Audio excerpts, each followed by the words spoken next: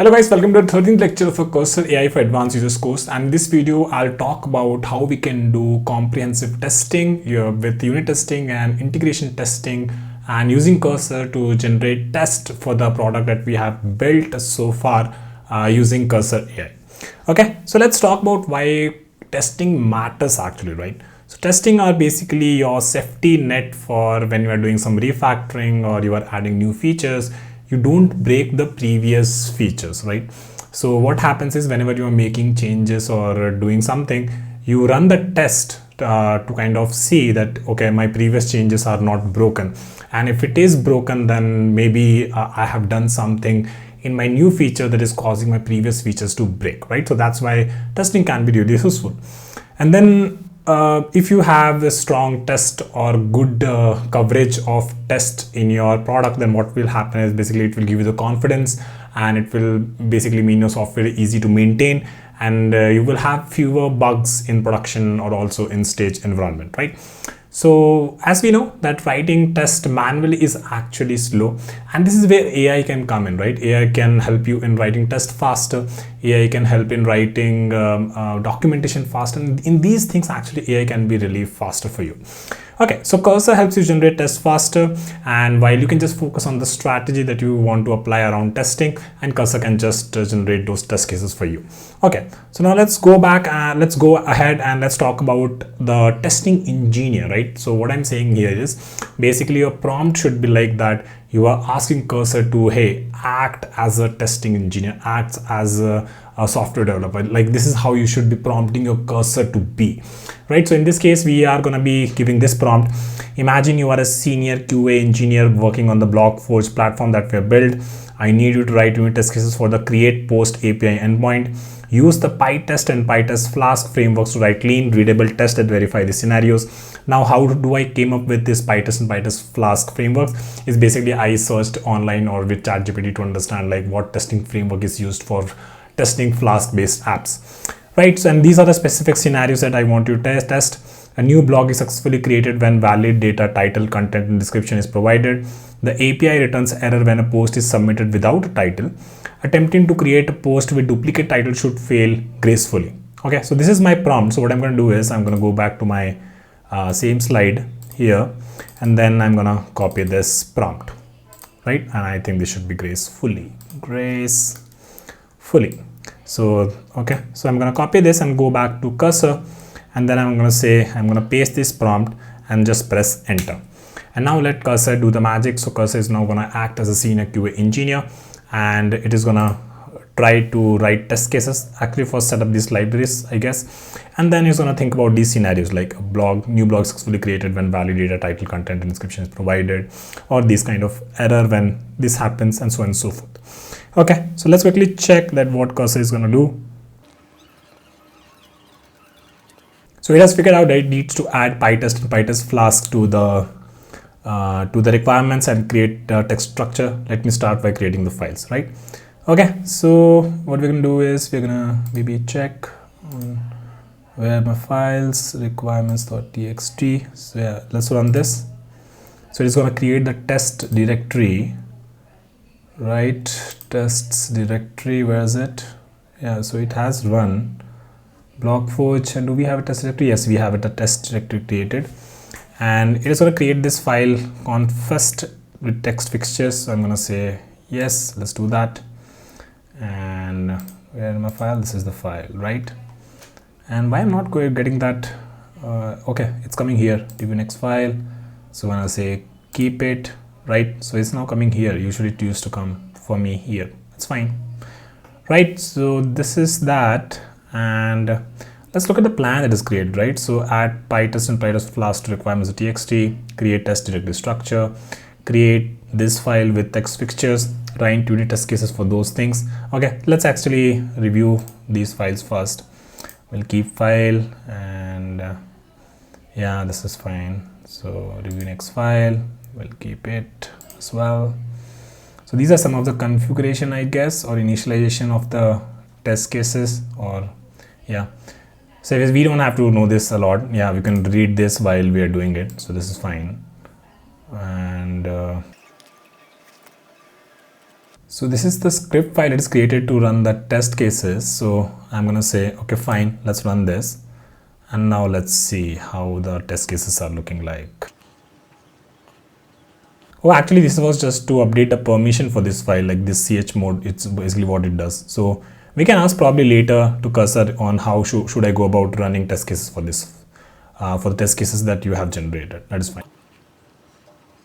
So it has also generated a testing.md file about the framework that it is using, and then also the test structure and how do I go about running the test and all. So yeah, this is the readme file for that. So we can run to install the frameworks first.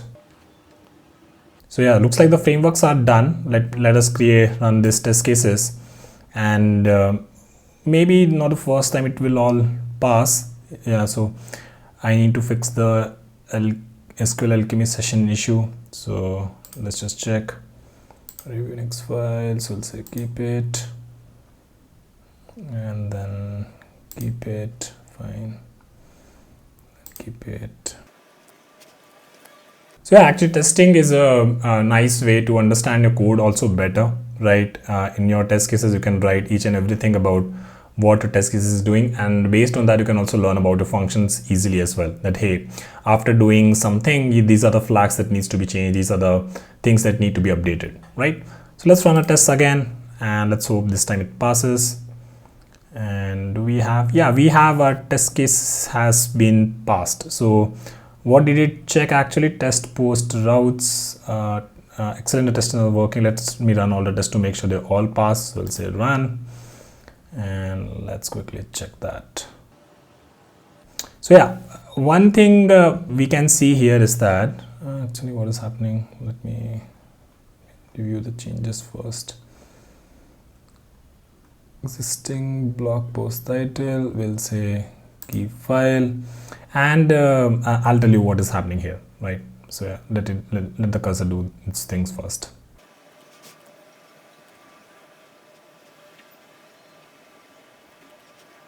Okay, so our test cases are now complete, but let me tell you about one thing that is very important in developing apps, or it's called TDD, test driven development, right? So basically we wanted to write one test where test create blog duplicate title same user, right? So for example, in this case the test is actually passing, because here you can see the assert length blocks is equal to 2. Basically means that when it tried to create a blog with a different with the same title for the same user, it actually got created. But I actually didn't want that. I wanted that for the same user it should have only one blog with that title, right? So even though this test is passing, so but the reason it should not pass, because we don't have any check about that we should not allow duplicate title for a user for blogs, right? So what I'm going to say is, based on this, that hey, this should be 1, but you can also check from here that where are we calling this create blog, right? So maybe we can go there, create blog, and not in the summary, but I'm guessing somewhere here, right? So if not title, then this is fine, but this is where we kind of should be able to tell that hey, only allow the blogs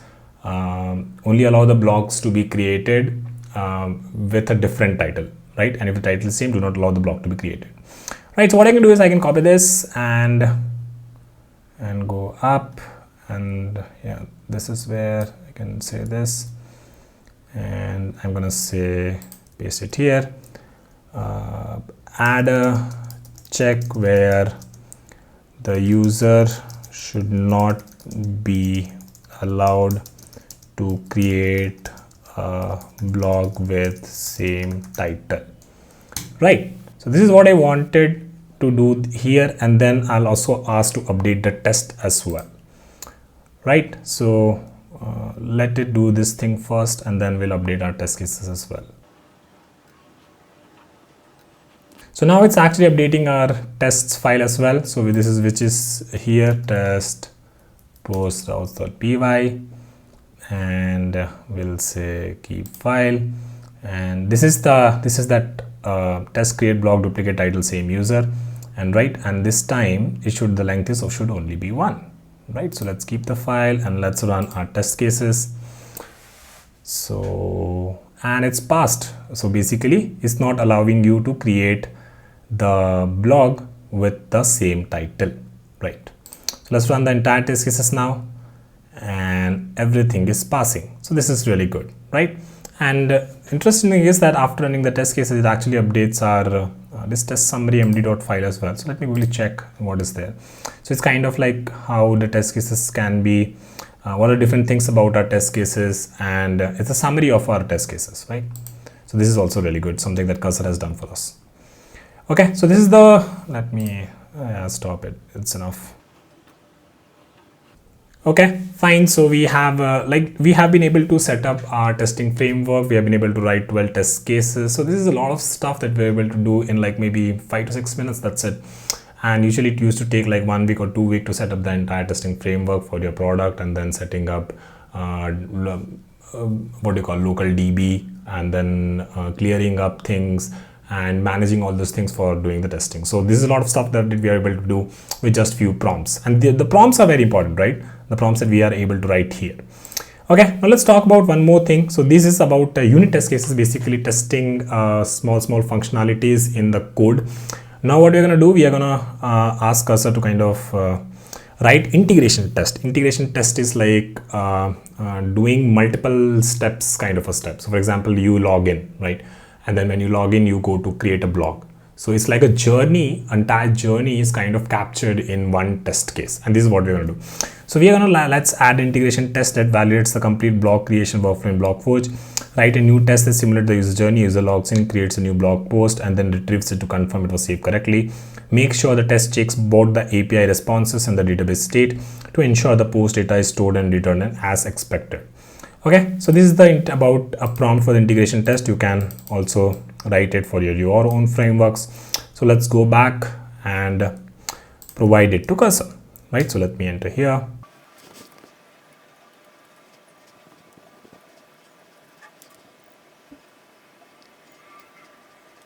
Okay, so it looks like Cursor has generated the integration test for us, and one integration test for us, and it is here. So let me check a quick, we don't have to check it. I'll just trust on Cursor, right? So let's run our integration test, and is it passing? So I think I need to fix the issue in the integration test. The problems are the redirect URL passing is incorrect. So let's keep the file, and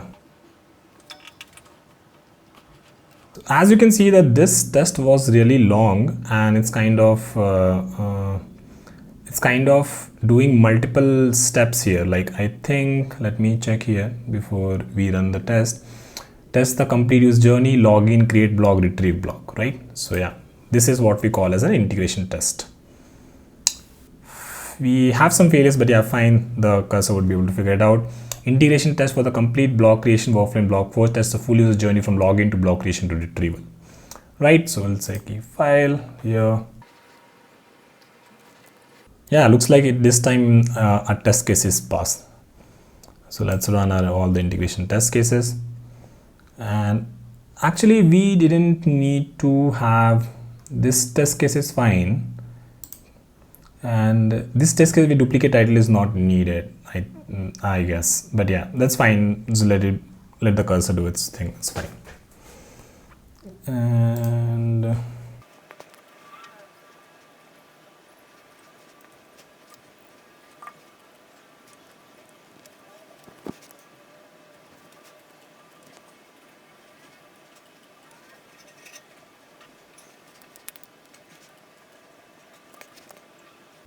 okay, so now our integration tests are also completely written. So we have now, I think, around 15 plus test cases that we were able to just write in 10 to 15 minutes. So that's a huge accomplishment that we were able to do. And this is a lot of code, right? These are like 350 lines of code and 350 lines of testing actually that make sure that your code or your product is secure, right?